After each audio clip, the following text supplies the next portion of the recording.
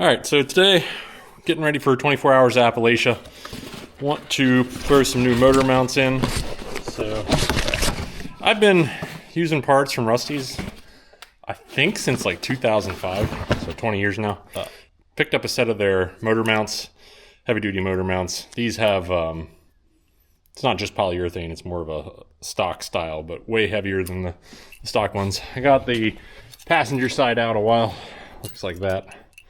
They seem to be doing okay, but I know we're going to be asking a lot of the motor mounts on this 24-hour thing, so hopefully these fit in without having to take the whole bracket off. I know some brackets you need to shave some of the metal off the bracket, and I'm hoping not to do that today. So show you where we're working it out in here. So we'll be down in there. My brackets look smooth, so hopefully everything is easy peasy. All right, so I got one in. Kicked my butt pretty much the whole time. It's always a little bit of a game. You get it loose, and then I use ratchet straps to pull the motor forward or backwards. And the kit came with these. I didn't know what they were at first, but they go into these bushings here, and that addresses the issue that some of these have where you got to shave the motor mount. So once I got it to cooperate, everything went in there really nice. So now I'm going to get the air box out of this side and do the same thing.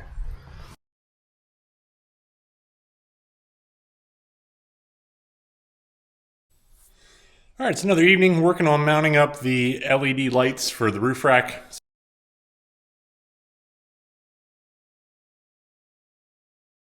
So coming up with some brackets here. This is 3/16 plate steel. Probably a little overkill, but the Harbor Freight lights are actually a little bit heavier than I was expecting. So these are the Road Shock Edge ones. So they're going to be subjected to a ton of bouncing, so I don't want them falling off the rig. So had this metal in stock, so didn't have anything able to bend it, so we slid it, got it bent to the right angle, then we'll weld that back up. And those brackets are going to get welded to the roof rack. So yeah, so right now I'm just working on hole sawing through here.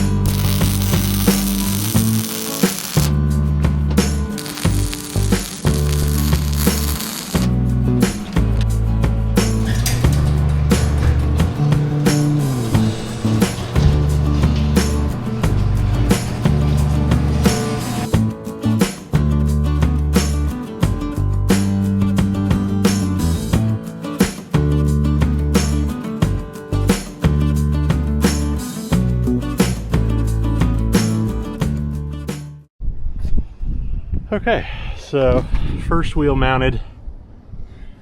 When we were wheeling up at Roush Creek, we were getting into the body here. So these wheels are steel, so should be able to take a hit a little better than the lightweight aluminum ones, and a lot more clearance here. So these are rough country 15-inch rims with 8-inch wide and 3 3/4 back spacing, which was a little more than I wanted, but I think I got these for like 68, 69 bucks.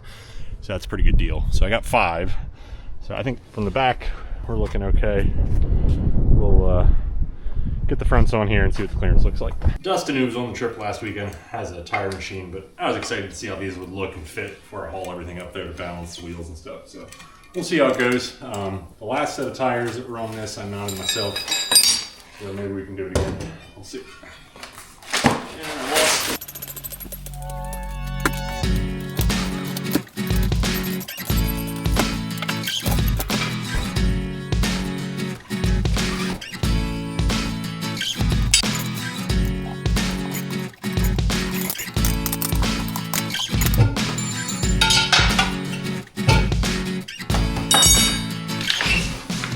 Just have some soapy water Again, not ideal.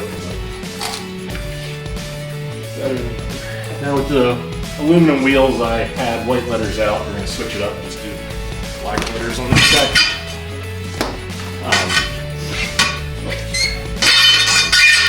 Always start the tires with the valve stem at the work spot.